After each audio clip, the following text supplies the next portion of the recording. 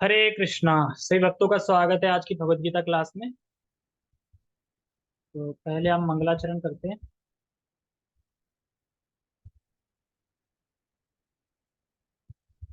ओम अज्ञानतिमिरान्धस्य ज्ञानञ्जनाशलाकया चक्षुरुन्मीलितं येन तस्मै श्रीगुरुवे नमः। श्रीचैतन्यमनोभीष्टं स्थापितं येन भूतले स्वयं रूपः कदा मह्यं ददाति स्वपदान्तिकम्। वन्देऽहं श्रीगुरो श्रीयुतापदकमलं श्रीगुरून् वैष्णवांश श्रीरूपं साग्रजातं सहगण रघुनाथान्वितं तं सजीवम् साद्वैतं सावधूतं परिजनसहितं कृष्ण चैतन्य देवं श्रीराधा कृष्ण पादान् सहगण ललिता श्री विशाखान्विशां च। हे कृष्ण करुणा सिंधु दीनबंधु जगतपते गोपेश गोपिका कांता राधा कांता नमस्ते। तप्त कांचन गौरांगी राधे वृंदावनेश्वरी वृषभानुसुते देवी प्रणमामि हरिप्रिये। वाञ्छाकल्पतरुभ्यश्च कृपा सिन्धुभ्यैव च पतितानां पावनेभ्यो वैष्णवेभ्यो नमो नमः। जय श्री कृष्णा चैतन्य प्रभु नित्यानंद श्री अद्वैत गदाधर श्रीवासादि गौर भक्त वृंद। हरे कृष्णा कृष्णा कृष्णा हरे हरे हरे राम राम राम हरे हरे।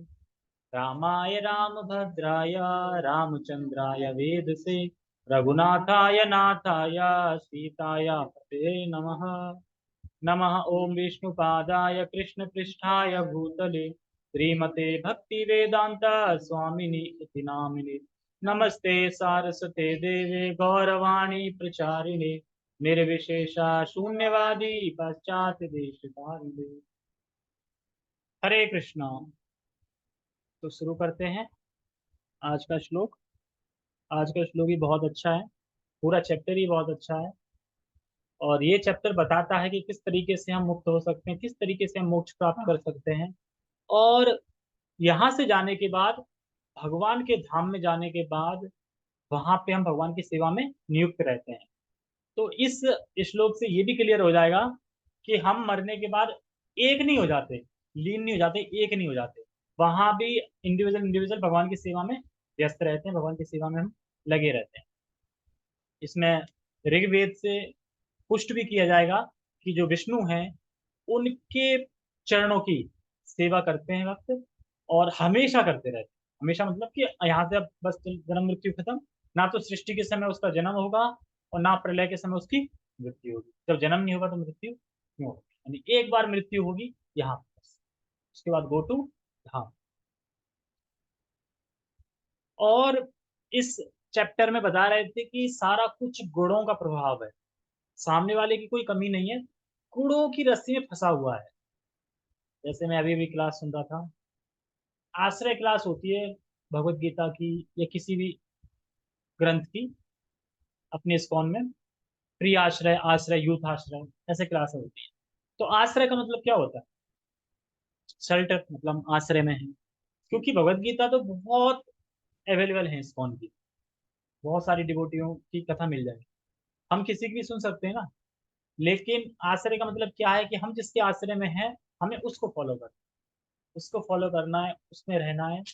तो उसी बता रहे थे कि जो आश्रय क्लास होती है, ऐसा नहीं है जैसे कि हम भौतिक पढ़ाई के लिए कितने नियम फॉलो करते हैं। ड्रेस चाहिए, बेल्ट भी चाहिए, टाई भी चाहिए, ये भी होना चाहिए, नाखून कटे होना चाहिए, नहीं फॉलो करते नियम। लेकिन क्या क्लास में आने का कोई नियम नहीं है? इस क्लास की बात नहीं कर रहा हूँ, ये तो स्टार्ट कर रहे हैं। जैसे जो युद्ध आश्रय क्लास होती है उसमें नियम होता है, प्रॉपर वैष्णव बन के जाए। तिलक होना चाहिए, कंठी माला होना चाहिए, धोती कुर्ता होना चाहिए, क्योंकि नियम है ना। एक आश्रम में जा रहे हैं, क्लास में जा रहे हैं, तो क्लास का नियम होता है। ऐसा तो नहीं कि स्कूल ऐसे ही पहुंच गए घर के कपड़े में, ऐसा तो नहीं होता ना। और ऐसा भी नहीं है कि भौतिक पढ़ाई में तुम यहीं पे हो और टीचर से बोल दो मैं हूँ। प्रेजेंट होना पड़ता है वहाँ पे, हाजिरी लगती है, प्रेजेंट होना पड़ता है। उसी तरीके से आश्रय क्लास में प्रेजेंट होना है। प्रेजेंट होना मतलब कि हर क्लास में आना है। क्योंकि जो यूथ आश्रय क्लास होती है वीकली 1 डे होती वीकली वनडे, उसमें भी लोग क्या है आ रहे हैं जूम पे और प्रोफाइल ऑफ, पता नहीं क्या कर रहे हैं, मतलब वो भी टाइम नहीं मिला हफ्ते में एक बार, चलो वो भी छोड़ो। टेम्पल में एक बार क्लास होती है, उस एक बार क्लास में भी नहीं आ पा रहे हैं, समय नहीं है। और गाते क्या है, दिव्य ज्ञान हृदय प्रकाशित हो, चक्षुदान दिलो जय, जन्म जन्म प्रभु से ही। प्रभु जी ने मतलब गुरुदेव ने हमें चक्षु दिए हैं, चक्षु दिए हैं ताकि हम भगवान के दर्शन कर सकें, आंखों से चक्षु दिए हैं जन्म जन्म में। और हर जन्म में गुरु हमारे साथ है, हर जन्म में गुरु हैं, ऐसा नहीं कि गुरु हैं अब नहीं गुरु रहेंगे, गुरु हमेशा रहेंगे। और दिव्य ज्ञान, दिव्य ज्ञान क्या है, यही भगवान इसको ज्ञान बोल रहे हैं, है ना। मैं परम ज्ञान बता रहा हूँ जो सर्वश्रेष्ठ ज्ञान है, यानी इस ज्ञान को पहले भी दिया है, अब उस ज्ञान को और विस्तार से बता रहे हैं, जैसा मैंने कल बताया। तो क्लास की इंपोर्टेंस समझनी चाहिए, डेली प्रेजेंट होना चाहिए सही से, तभी तुम आश्रय में है ना, वरना तो कहीं की भी सुन लो फिर गीता। यूट्यूब पे बहुत सारी गीता है, कौन पूछ रहा है तुमसे कि तुम पैंट शर्ट में हो कि धोती कुर्ता में हो, तिलक लगाया गया, यूट्यूब पे कोई देख रहा है क्या? तो बस लग जाओ वहां पे। फिर हम क्यों कहते हैं प्रभु जी हम तो आपके आश्रय में हैं? आश्रय मतलब ये है कि नियम फॉलो करने हैं उसमें, और हमें जो भी हमारे अथॉरिटी है उनको, उनके आदर में रह के, उनके आश्रय में रह के, उनके नियमों को फॉलो करके, उन इंस्ट्रक्शन को फॉलो करके चलना है, तब ज्ञान हृदय प्रकाशित होगा, दिव्य ज्ञान हृदय प्रकाश। तो रोज बोल रहे हैं, हम रोज बोल रहे हैं ना, लेकिन मान नहीं रहे। और फिर लास्ट में क्या कहते हैं प्रभु जी कि आप सबकी कोई गलती नहीं है, मैं चाहूँ तो रिमूव करता हूँ, रिमूव कर सकता हूँ, व्हाट जूम पे पूरी फैसिलिटी है कि रिमूव कर सकते हैं जो प्रोफाइल ऑफ कर, लेकिन क्यों नहीं कर रहे हैं, क्योंकि गुरुदेव ने बोला है कि जो भी हैं जैसे भी हैं उन पे हमें कृपा कर, प्रेम देना, क्योंकि हमारा प्रेम भाव है, हमें प्रेम देना है, भले ही वो प्रोफाइल ऑन करे या ना करे, आए क्लास में ना आए, लेकिन जैसे भी आ रहा है कर। क्यों? फिर बाद में कहते हैं कि उन सब की कोई गलती नहीं है। यही मैं बताना चाह रहा था कि इस अध्याय में यही है कि प्रकृति के गुणों के उसमें फंसा हुआ है इंसान, इसलिए नहीं करता। वरना ऐसा होता है कि क्लास मिस हो, 8 बजे क्या कर रहे हो, कुछ ना कुछ तो कर ही रहे होते हैं, लेकिन क्या क्लास से ज्यादा इंपॉर्टेंट होता है क्या वो? क्लास से ज्यादा इंपॉर्टेंट तो नहीं होता ना। जैसे कि एक पर्ची निकालो, और पर्ची में बोलता हूँ कि जो तुम्हारे जीवन में सबसे ज्यादा इंपॉर्टेंट है उनके नाम लिखो, 5 लोग कौन है वो? तो हम तो भक्ति में मतलब एंट्री कर रहे हैं या प्रयास कर रहे हैं इसलिए, लेकिन तुम जो भोग में आसक्त व्यक्ति हो उससे अगर पर्ची दो लिखवाओ, उसमें कृष्ण का भगवान का नाम नहीं हो। 5 इंपॉर्टेंट बता देगा, मेरा दोस्त है एक, मेरी फैमिली है, मेरी वाइफ है, मेरी ये है, मेरे वो है, मतलब 5 इंपॉर्टेंट जिनको तुम बड़ा इंपॉर्टेंट समझते हो अपनी लाइफ में, उसमें भगवान का नाम नहीं है। तो कहाँ से कृपा मिलेगी भगवान? जैसे कि बताते हैं, भगवान का प्रेम हमें कैसे प्राप्त होगा, भगवान कृष्ण का प्रेम हमें कैसे प्राप्त होगा? भगवान की भक्ति करने से, भगवान की सेवा करने से। हम बोले कि भगवान आप मेरी लॉटरी लगवा दो या मेरी फलाना फलाना जॉब लगवा दो, फिर मैं आपकी मतलब फिर मैं आपके लिए करूंगा, मेहनत करूंगा, ये करूंगा वो करूंगा। तो भगवान कहेंगे नहीं, पहले कर और फिर पा। कृपा मतलब कर और पा। भौतिक लाइफ में भी देख लो, भौतिक लाइफ में क्या है, अगर तुम कहीं जॉब कर रहे हो तो क्या हम बोल सकते हैं कि तुम मेरी ना सैलरी बढ़ा दो, उसके बाद में बहुत मेहनत से काम करो? तो क्या बोले, नहीं पहले मेहनत से काम करो, काम के साथ तब इंक्रीमेंट होगा, बाद में पहले काम करो तभी तो होगा, तभी तो बाद में होगा। तो उसी तरीके से भगवान का प्रेम प्राप्त करने के पहले हमें करना पड़ेगा, भगवान से प्रेम प्राप्त, भगवान का प्रेम प्राप्त करने के लिए करना पड़ेगा। जैसे कि एक छोटी सी स्टोरी सुनाता हूँ, फिर इस स्टोरी पे चलेंगे। एक छोटी बच्ची थी, वो अपनी मम्मी के साथ मॉल गई, और मॉल गई मम्मी के साथ, तो उसे एक हार पसंद आया, और हार ज्यादा महंगा नहीं था, सिर्फ 200 रुपए का। तो बच्ची कहती है माँ मुझे ये हार चाहिए।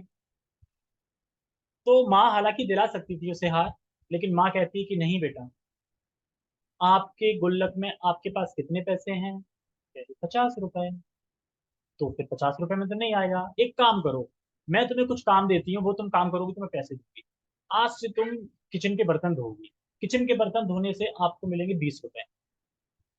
और तुम अपना जो बेड है उसको बढ़िया से साफ करके, स्वच्छ करके, फोल्ड करके सही से रखोगे, उसके मैं दूंगी 30 रुपए। तो कितने हो गए? 50, 50 50 100। और फिर हम जब नाना के घर जाएंगे तो नाना खुशी से तुम्हें 100 रुपए देंगे, तो हो जाएंगे 200। उस तरीके से 200 रुपये मिल गए। और उसके बाद वो वापस उसी मॉल में फिर आया अगले दिन, और वो हार परचेज कर लिया। वो हार, हार मतलब वैसा था, सोपा नहीं होते जो हार, वैसा हार। और वो ले जाती है हार। तो जब घर पहुंचते तो उसके डैड आते हैं, और डैड उससे, वो छोटी बच्ची थी, तो ना कि पिताजी सुलाते हैं, मतलब गोद में रखे, जैसे कि कहानियां सुनाते हैं, तो कहानियां सुनाते थे, तो बच्ची से बोलते हैं कि बेटा एक बात बताओ, तुम मुझसे कितना प्रेम करते हो? तो बहुत पापा। अच्छा, मेरे लिए क्या कर सकते हो? कुछ भी कर सकती हूँ। ठीक है, तो एक चीज दे सकती हो मुझे? कि हाँ, वो हार चाहिए मुझे। अब वो सोचती है हार, तो कह रही पापा मेरे पास गुड्डा गुड़िया बहुत है, ये ले लो, मतलब ये मैं दे सकती हूँ। तो फिर पिताजी कहते हैं इसका मतलब तुम मुझे प्रेम नहीं करते। और फिर पिताजी सो जाते हैं। अब लड़की वो 3 दिन तक इसी बात को सोचती रहती है, सोचती रहती है, सोचती रहती है। फिर एक दिन जब पिताजी फिर आते हैं सुलाने के लिए, तो वो पिताजी से कहती है पिताजी, पापा यहाँ आइए, मुझे कुछ ना देना है आपको। और वही वो हार निकाल के पिता को देते हैं। और पिता दूसरी पॉकेट से हार निकालते हैं, ओरिजिनल हार, और वो लड़की को पहना देते हैं। कहते हैं कि मेरी लड़की कितनी सुंदर है। यानी क्या सीखे इससे? कि जब हम, एक तो इंस्ट्रक्शन, मतलब भगवान के लिए पहले सेवा करी, किचन में बर्तन मांजे, है ना, और फोल्ड ओल्ड किया, उसके बाद जो मतलब कि आसक्ति, अटैच हम जिन चीजों से, वो भगवान की सेवा में लगाना है। मतलब कि ऐसा नहीं है मेरा है मेरा है मेरा है। हम भगवान को जब देंगे तभी तो भगवान गिफ्ट देंगे, क्योंकि भगवान के पास तो अपार लक्ष्मी है, सोना है, उनके पास तो सब कुछ है। सारा सोना चांदी उन्हीं से आ रहा है, सब कुछ है। लेकिन जब हम अपना देने का भाव रखते हैं, तो भगवान देखो क्या, यानी एक डुप्लीकेट हार दिया तो बदले में क्या मिला? ओरिजिनल हार। तो इसलिए मैं कृष्ण का प्रेम प्राप्त करना है, तो पहले हमें मेहनत करनी होगी, भक्ति करनी होगी। और हम कैसे भक्ति कर सकते हैं? तो वही हरे कृष्ण महामंत्र, क्योंकि नाम नामी में भेद नहीं है। जो हम कृष्ण का नाम ले रहे हैं, वो कृष्ण और नाम में कोई भेद नहीं, इससे कृष्ण बहुत पसंद, फिर हमारा इंक्रीमेंट हो जाए। ऐसा कभी नहीं होता कि वो मेरे ये प्रॉब्लम है, ये सही कर दो फिर मैं तुम्हारे मंदिर आऊंगा, ये आऊंगा वो आऊंगा। नहीं, पहले करो, तब प्रेम प्राप्त होगा। ठीक है, तो हम इस श्लोक को समझते हैं। इस श्लोक बता रहे हैं कि इस ज्ञान का आश्रय लेके क्या होगा, मतलब इस ज्ञान का मतलब इस पूरे चैप्टर का जो ज्ञान है, उसका आश्रय लेके क्या होगा। इदम ज्ञानम उपाश्रित्य मम साधर्यम मम साधर्यम्यमागतः सर्गे अपि नोपजायन्ते प्रलये न व्यथन्ति च। इदं ज्ञानम् उपस्र इदं ज्ञानम् उपाश्रित्य मम साधर्यम् आगतः सर्गे अपि नोपजायन्ते प्रलये न व्यथन्ति च। तो इसमें बता रहे हैं इदम, इदम माने इस, इदम ज्ञानम उपाश्रित्य, इस ज्ञान का आश्रय लेके क्या होगा। तो कह रहे हैं मम साधर्म्य माँ गता, माँ आगता। माँ आगता का मतलब होता है मेरे ही समान धर्म, धर्म माने गुण को प्राप्त करेगा। समझ में आ रहा है? इस ज्ञान का आश्रय लेंगे तो भगवान के ही समान गुणों को हम प्राप्त करेंगे, या भगवान का जो धर्म है उसी धर्म को प्राप्त करेंगे। और कह रहे हैं आगता मतलब आ जाएंगे, मतलब आ जाएंगे तो भगवान के धाम चले जाएंगे। तो भगवान का गुण क्या है, कौन बताए? बताने वाले का कौन है? भगवान का गुण क्या है? हम्म, सच्चित आनंद। ठीक है, सच्चित आनंद, गुण गुण धर्म एक ही बात है, गुण धर्म, सच्चित आनंद। तो इस ज्ञान का हम आश्रय लेंगे तो हमारे अंदर कौन से गुण होंगे? सच्चिदानंद जो हैं पर अभी सोए हुए हैं, खोए हुए हैं, ठीक है, सच्चिदानंद। और जो सच्चिद आनंद दिव्य वपु है, दिव्य शरीर है भगवान का, उसी के समान हमारा भी दिव्य शरीर होगा, वैकुंठ या गोलोक। समझ में आया कुछ? जैसे देखा ना कथा में कि भगवान के धाम में सब भगवान जैसे दिखते हैं, चतुर्भुज, दिव्य रूप, सच्चिदानंद, तो वैसे ही हैं। तो भगवान ये प्रैक्टिकल यहाँ इस श्लोक में बताया। देखा ना कि भगवान के धाम में भगवान जैसे दिखते हैं सब, लोग कंफ्यूज आते हैं, भगवान ये नहीं है, नहीं ये नहीं, ये तो पार्षद नहीं है। हाँ दूत मतलब वही। हाँ, तो वही बता रहे हैं भगवान यहाँ पे कि मेरे लाइक गॉड, गॉड नहीं, नहीं समझे तो भगवान बन जाएंगे। लाइक गॉड, लाइक गॉड मतलब कि भगवान के ही समान हमारा शरीर भी दिव्य होगा, यानी सच्चित आनंद होगा, दिव्य होगा। अभी हम इस जगत में क्या है? असत, अचित, निरानंद। तो देखो समझो इसको। अब बताओ इस ज्ञान का क्या महत्व? अगर बोला जाए ना कि अब इस ज्ञान का क्या महत्व है, महत्व नहीं दिख रहा है कि हम भगवान के धाम जाएंगे और भगवान के ही जैसा दिव्य शरीर प्राप्त करेंगे, उन्हीं के समान लाइक तो इस अध्याय का, इस ज्ञान का बहुत महत्व है। तो बताओ इस ज्ञान को समझ के क्या हो जाएगा, बताओ। इस ज्ञान को हम समझ लेंगे तो क्या हो जाएगा, क्या मिलेगा, कहाँ जाएंगे, और है, धर्मों का पतन प्राप्त करेंगे। अरे इस श्लोक में क्या बताया जा रहा है, भगवान जैसा दिव्य शरीर, भगवान जैसा दिव्य शरीर प्राप्त करेंगे।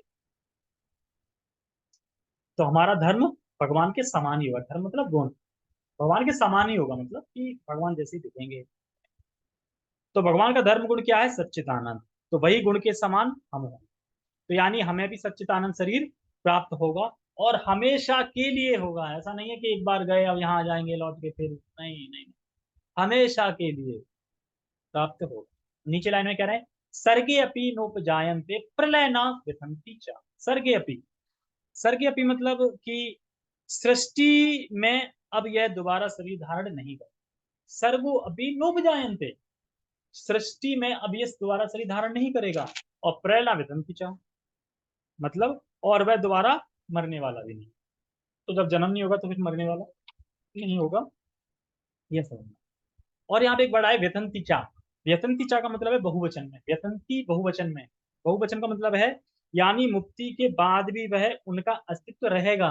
यानी वहां पे लोग हैं, बहुत सारी आत्माएं वहां पे, उन सबका अस्तित्व है, अस्तित्व रहेगा, और बहुत सारे आत्माओं के रूप में रहेंगे। ऐसा नहीं है कि वहां पे एक हो जाएंगे जाके, यानी वहां से कट कट के आत्मा यहाँ आई, यहाँ से कट कट के आत्मा फिर उसी में, ऐसा नहीं है। बहुत सारी आत्माएं वहां हैं, और वहां पे भगवान का दिव्य, भगवान जैसा ही दिव्य शरीर प्राप्त करके भगवान की सेवा में लगी हुई है।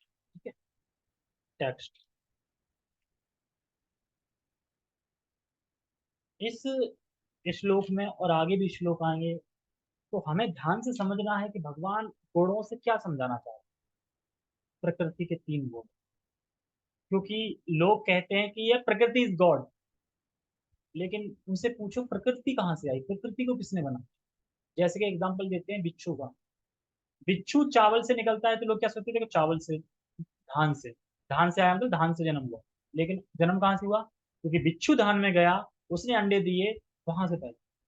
तो सब सोचते हैं प्रकृति सब कुछ कर रही है, प्रकृति प्रकृति, लेकिन प्रकृति कहाँ से आई, भगवान से। तो इसी अध्याय में भगवान बताएंगे अहम बीज, हम बीज प्रधा पिता।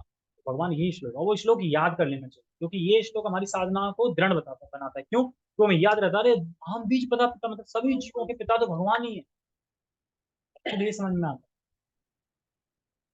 टेक्स्ट पढ़े, इस ज्ञान में स्थिर होकर मनुष्य मेरी जैसी दिव्य प्रकृति यानी स्वभाव को प्राप्त होता है। प्रकृति समझ, दिव्य प्रकृति। अब आगे ना, दिव्य, दिव्य मतलब ज्ञान, ज्ञान को भी क्या बोलते हैं, दिव्य ज्ञान। दिव्य प्रकृति मतलब दिव्य प्रकृति का स्वभाव है ना, यानी भगवान के धाम में जो स्वभाव है आध्यात्मिक, वही प्राप्त है, उसी स्वभाव को हम प्राप्त करें। तो लाइक गॉड जैसे रहेगा, आनंद नहीं आएगा। चार हाथ होंगे अगर वैकुंठ गए तो, लेकिन अगर कृष्ण को लोग गए तो दो हाथ ही होंगे, लेकिन चिन्मय शरीर होगा। वो प्यास मतलब कि, क्योंकि वहां पे सब कुछ करते हैं हम। देखो जो वैरायटी श्रीमद, जो वैरायटी यहाँ भौतिक जगत में है, वैरायटी आध्यात्मिक जगत में भी है। लेकिन यहाँ की वैरायटी और वहाँ की वैरायटी में बहुत वैरायटी मतलब अलग अलग। जैसे कि बॉस है, फैमिली है, पति है, बच्चे हैं, ये है, वो वैरायटी नहीं दिख रही, अलग अलग वैरायटी है। इस तरीके से रिश्तेदार है, जैसे रिश्तेदारों के एक अलग रस मिलता है, रिश्तेदारों से, फैमिली से एक अलग रस मिलता है, दोस्तों से एक अलग ही रस मिलता है, मतलब अलग अलग वैरायटी। जैसे कि एग्जाम्पल मिठाई का ले लो, गुलाब जामुन, रसगुल्ला है, सब स्वीट्स, लेकिन वैरायटी अलग अलग है ना।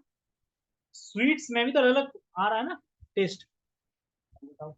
उसी तरीके से, और सब बनता किससे, दूध से। यानी दूध चीनी ही मिल रहा है, और टेस्ट अलग अलग हो जाता है, कुछ ना कुछ मिलाने। तो यही यहाँ पे बता रहे हैं कि हम भगवान जैसे आध्यात्मिक यानी दिव्य प्रकृति स्वभाव प्राप्त कर सकते हैं। इस प्रकार स्थित हो जाने पर वह ना तो सृष्टि के समय उत्पन्न होता है, और ना प्रलय के समय विचलित होता है। प्रलय के समय क्यों विचलित होंगे, जैसे आज ही मैं सुन रहा था कि मृत्यु का, मृत्यु को डर, मृत्यु के डर को कैसे खत्म करें? तो मृत्यु के डर को हम ऐसे खत्म कर सकते हैं, मृत्यु क्या है, जैसे हम रात को, जैसे हम नहाने के बाद कपड़े बदलते हैं ना, बिल्कुल एज इट इज वैसे ही है। ये हमारा कपड़ा है, प्रोटीन का बना कपड़ा है। और जब ये कपड़ा पुराना हो जाता है, झरझर हो जाता है, फटने लगता है, तो फिर क्या करते हैं, आत्मा क्या कहते हैं, अरे यार ये कपड़ा पुराना हो गया, अब नया कपड़ा लो, यानी नया प्रोटीन, नया शरीर, तो बढ़िया। तो इसमें तो खुश होना चाहिए ना, नया मिल रहा है, बुढ़ापे वाला शरीर कौन चाहे। तो इसीलिए मृत्यु से नथिंग डरना नहीं चाहिए, डरते वो हैं जो भौतिक भोगने लगे, क्यों छूट ना जाए, छूट ना जाए। भक्त नहीं डरता कभी मृत्यु से, क्यों नहीं डरता, क्योंकि ये नहीं कि ट्रक के सामने आ जाता है, नहीं डर।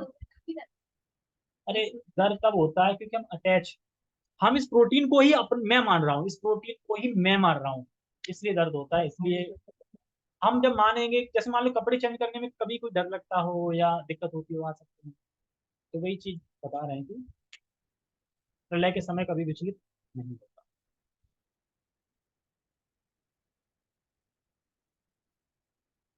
तात्पर्य देखो, जैसा कि हमने कल बताया था, आत्मा के 8 गुण होते हैं, प्यास न लगना, मृत्यु शून्य, और शोक रहित, और संकल्प, सत संकल्प, सत्य काम, और पाप रहित, इस तरीके से 8 गुण होते हैं। तो अब कोई कहे कि हमें तो एक भी गुण नहीं दिख रही है, हमें तो भूख भी लगती है, सब लगती है, जबकि आत्मा के तो यही गुण है।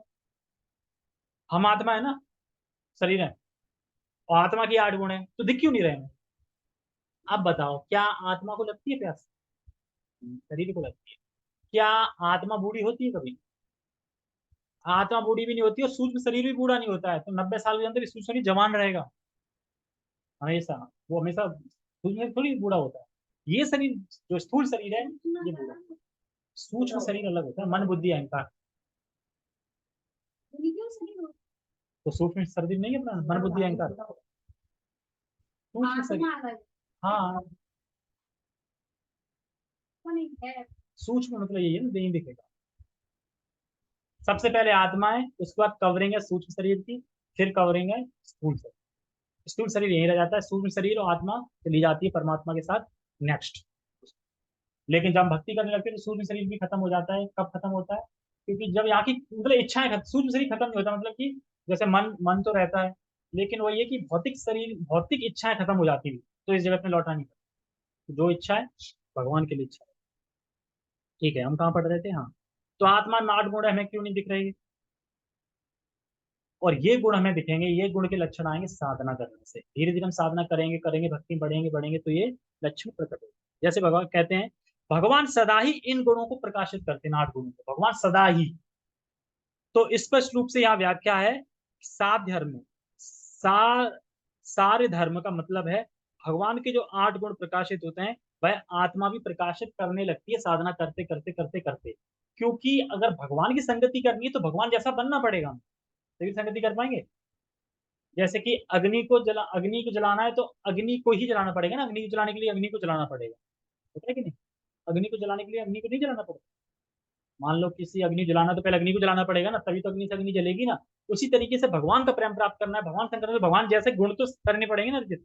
तो वो साधना करते करते जब भगवान जैसे 8 गुण है, जो आत्मा के 8 गुण है, वो प्रकाशित हो जाते हैं, फिर हम भगवान के धाम जाते हैं और सेवा करने लगते हैं। क्योंकि जैसे कि फौज में जब हम जाते हैं, तो क्या ट्रेनिंग नहीं करनी पड़ती कि ऐसे दौड़ना पड़ेगा, ऐसे भागना पड़ेगा, ऐसे बंदूक चलानी पड़ेगी, तभी तो फिर लगते हैं ना। उसी तरीके से यहाँ पे सारी प्रैक्टिस है कि हमें धाम में कैसे रहना है, क्या क्या करना है। तो वो सारी प्रैक्टिस हो रही है, वही हमें वहां जाके करना है, एज इट इज यहाँ पे जो कर रहे हैं वही वहां पे करना है। यहाँ सेवा कर रहे हैं, वहां भी सेवा कर रहे हैं। तो और आत्मा कौन है? हम सब। और हमें हमें ये एक भी गुण नहीं आ रहे हैं, क्यों? क्योंकि हम अपनी संपत्ति खोए हुए हैं। ये 8 गुण हमारे हैं, आत्मा के 8 गुण है, लेकिन एक भी नहीं हमने, क्यों? क्योंकि हम अपनी संपत्ति को खोए हुए हैं, और साधना करते करते सारी संपत्ति वापस आ जाती है। देखा ना कि महान महान आचार्य जो भूखे, भूख नहीं लगती थी, सोते भी कम थे, प्रकाशित थे उनमें वो, इसलिए ऐसा। और ऋग्वेद में भी कहा गया, जो कि निराकार मायावादी वाले होते हैं ना, कि यहाँ जाके हम वहीं एक हो जाते हैं सब, उसको काटने के लिए ऋग्वेद में कहा गया है कि भक्त लोग, भक्तगण लोग विष्णु के परम पद को सदा ही देखते हैं। अब मान लो विष्णु के चरण को देख रहे हैं, सेवा कर रहे हैं, इसका मतलब कि सदा ही देख रहे हैं, यानी हर इंसान अलग अलग है ना, तभी तो देखना है ना। एक होता तो कैसे देख लेता, इसलिए कह रहा सदा ही देख रहे हैं। भक्तगण उस परम पद पे। यानी मुक्ति के बाद भी भक्तों का अस्तित्व रहता है और सब भक्त लोग रहते हैं, वह भगवान नहीं बन जाते। पूर्ण दिव्य ज्ञान प्राप्त कर लेने के बाद मनुष्य भगवान से गुणात्मक समता प्राप्त कर लेता है और जन्म मरण के चक्र से मुक्त हो जाता है और एक दिन भगवान बन जाता है। क्या यही तो लिखा है? आज भगवान नहीं बन जाता नहीं। तो फिर क्या? तो फिर क्या हो रहा है? गुणात्मक समता का मतलब क्या है? गुणात्मक समता, हाँ, भगवान जैसे ही गुण। भगवान के गुण क्या बताए गए थे?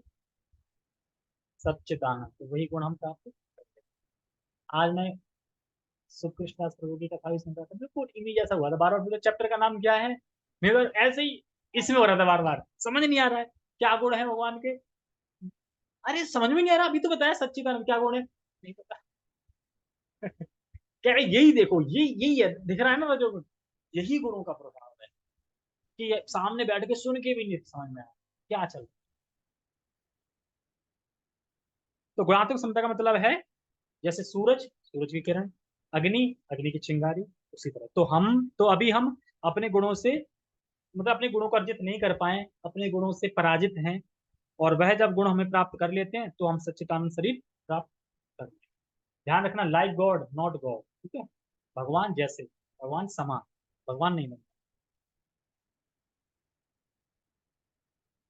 लेकिन जीवात्मा के रूप में उसका वह स्वरूप समाप्त नहीं हो, बता रहे हैं। वैदिक ग्रंथों से ज्ञात होता है कि जो मुक्त आत्मा वैकुंठ जगत में पहुंच चुकी हैं, वे निरंतर परमेश्वर के चरण कमलों के दर्शन करती हुई उनकी दिव्य प्रेम भक्ति में लगी रहती है। ऋग्वेद से बताया था, वही प्रभुपाद जी उठा के यहाँ पे बताया। यानी अपने अपने अस्तित्व में बनी रहे। अतः मुक्ति के बाद ही भक्तों का अपना निजी स्वरूप समाप्त समाप्त नहीं होता, ये होना चाहिए। हाँ ये तो लिखा है, निजी स्वरूप नहीं समाप्त होता। तो यह प्रभुपाद जी बार बार क्यों बोलते हैं कि मुक्ति के बाद भी हम अपना स्वरूप में अलग रहते हैं, मतलब व्यक्तिगत रहते हैं, मिल नहीं जाते, मिल नहीं जाते हैं? क्योंकि पूरी दुनिया में यही बोलबाला है कि भगवान निराकार है, मिल जाएंगे उसमें, वही ब्रह्म में मिलना है, लीन होना है, ये सब चल रहा है।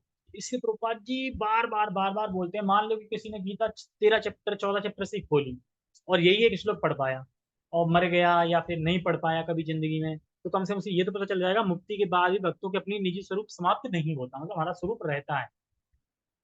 यानी इस, क्योंकि मायावाद एक जहर की तरह है। अगर एक बार ये मायावाद में चले गए ना तो फिर जहर है बिल्कुल वो। क्योंकि भगवान का सबसे बड़ा अपराध है भगवान को ही गोल कर देना, अपने आप को भगवान बता देना, भगवान में मिल जाना, ये सब। इसीलिए प्रभुपाद जी बार बार इस चीज को हाईलाइट करते हैं कि कोई भी कोई ना कोई श्लोक पढ़ेगा तो कम से कम उसे समझ में आ जाए कि हम मरने के बाद भी मिलते नहीं है, अलग अस्तित्व में हैं। और बता रहे हैं इसमें कि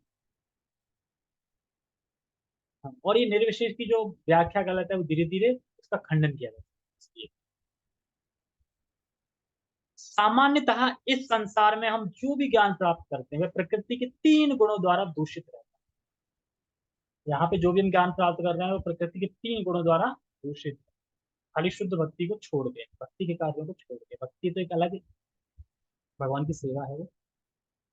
जो ज्ञान इन गुणों से दूषित नहीं होता वह दिव्य ज्ञान कहलाता है। इसी है ना। मान लो हम यहाँ पे हैं 3 गुणों के बंधे हुए, 3 गुणों में, तो क्या है, हमारा ज्ञान दूषित है। और हम जैसे ही इन 3 गुणों से छूट जाएंगे तो वो ज्ञान क्या हो जाएगा? आध्यात्मिक। क्योंकि जो ज्ञान गुणों से दूषित नहीं है वो दिव्य ज्ञान है, और जो ज्ञान गुणों से दूषित है वह प्रकृति का ज्ञान है, मतलब भौतिक ज्ञान। ठीक है। जो ज्ञान इन गुण दूषित नहीं होता वह दिव्य ज्ञान कहलाता है। जब कोई व्यक्ति इस दिव्य ज्ञान को प्राप्त होता है तो वह परम पुरुष के समकक्ष पद पर पहुंच जाता है। इसका भी क्या मतलब है? समकक्ष मतलब भगवान के ही समान, समकक्ष मतलब कि यानी उनके ही समान। तो इसी में एग्जांपल दिया था, मान लो कि चारों तरफ, हरे कृष्णा आवाज आ रही है, चारों तरफ अग्नि अग्नि है, तो कैसे निकलेंगे अग्नि से? अग्नि बन के निकलना। उसी तरीके से यानी हमें कृष्ण की सेवा करनी है तो हमको कृष्ण के समान ही गुण अर्जित करने हैं, तभी तो कृष्ण की सेवा कर पाएंगे, तभी हम सच्ची भक्ति शुरू कर सकते हैं। जिन लोगों को चिन्मय आकाश का ज्ञान नहीं है, वे मानते हैं कि भौतिक स्वरूप के कार्यकलापों से मुक्त होने पर यह आध्यात्मिक पहचान बिना किसी विविधता के निराकार हो जाती है। इसको विविधता, विविधता मतलब वैरायटी, ठीक है, तो निराकार हो जाती है। देखो क्या इस यानी यहाँ पे वैरायटी दिखती है संसार में, वैरायटी, वैरायटी मतलब अलग अलग अलग अलग वैरायटी, मतलब क्योंकि हमें वैरायटी चाहिए ना कुछ नया वैरायटी, तो इस जगह में वैरायटी दिख रही है ना, बहुत सारी वैरायटी। तो उनकी धारणा क्या है जो निराकारवादी है, कि भौतिक जगत यानी वैरायटी और आध्यात्म जगत इससे बिल्कुल उल्टा है, यानी वहां पे क्या, विदाउट वैरायटी, वहां पे कोई वैरायटी, उल्टा है ना, वहां पे कोई वैरायटी नहीं। तो ये उनका भौतिक लॉजिक है, यहाँ पे वैरायटी है, तो भौतिक आध्यात्म जगत इसका उल्टा है, तो वहां पे कोई वैरायटी, यानी शांत, मिल जाना, निराकार, ठीक है, इस तरीके से। पर वह अर्थ नहीं समझ पा रहे हैं। अर्थ क्या है, वहां की विविधता यानी वैरायटी शाश्वत है, अध्ययन वेदी वैरायटी क्या है, शाश्वत है, यानी सच्चित आनंद है। और यहाँ की क्या है, अशाश्वत है। यहाँ की वैरायटी अशाश्वत है ना, हमेशा नहीं रहने वाली, यानी अशाश्वत, निरानंद, अज्ञान में। पर हम ये नहीं कह सकते कि वहां वैरायटी नहीं है, वैरायटी यहाँ भी है, वैरायटी वहां भी है। फर्क क्या है, उल्टा का मतलब क्या है, उल्टा मतलब ये है कि वहां की सच्चित आनंद है, यहाँ की असच्चित निरानंद ज्ञान, ज्ञान है। तो उल्टा हो गया ना फिर, इस तरीके से। यहाँ पे खराब है, वहाँ अच्छी है, लेकिन वो क्या कहते हैं कि यहाँ वैरायटी है, वहाँ वैरायटी है ही नहीं, उल्टा है ये थोड़ी। और यह बहुत गंभीर है।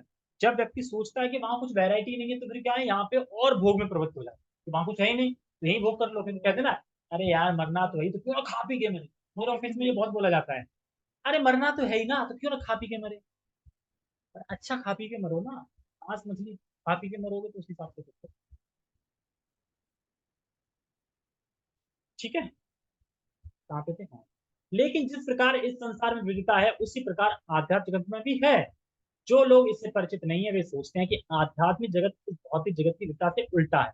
लेकिन वास्तव में होता यह है कि आध्यात्मिक जगत चिन्मय आकाश है।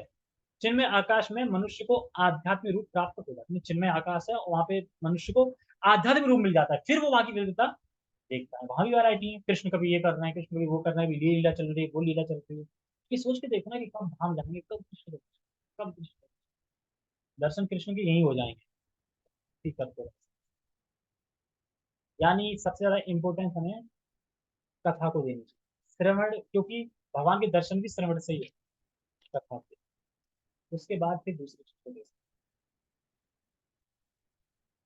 प्राप्त हो जाता है, ठीक है। वहां के सारे कार्यकलाप आध्यात्मिक होते हैं और यह आध्यात्मिक स्थिति भक्ति में जीवन कहलाती है, क्योंकि वहां पे हम जो भी कार्यकलाप करते हैं तो वो सब भक्ति में ही होती है, क्योंकि भक्ति में स्थिति वही है ना, इसीलिए यह वातावरण अदूषित होता है और यहाँ पर व्यक्ति गुणों की दृष्टि से परमेश्वर के समकक्ष होता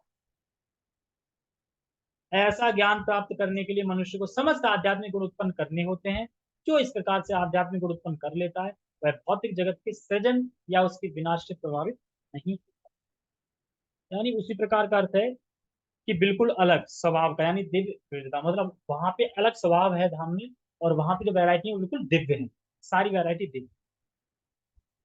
और समकक्ष होता है, वर्ड आया था, इसका मतलब है अदूषित। अदूषित मतलब वहां गुणों का कोई प्रभाव नहीं है, मतलब वहां अदूषित है, यहाँ दूषित है, वहां अदूषित है, यानी वहां गुणों का कोई प्रभाव नहीं। वहां गुण क्या है, एकदम खत्म, मिनिमम। और मतलब गुण प्रभाव नहीं, मतलब राग द्वेष इच्छा विच्छा, मतलब इच्छा है भगवान की सेवा करने की, राग द्वेष ये सब नहीं।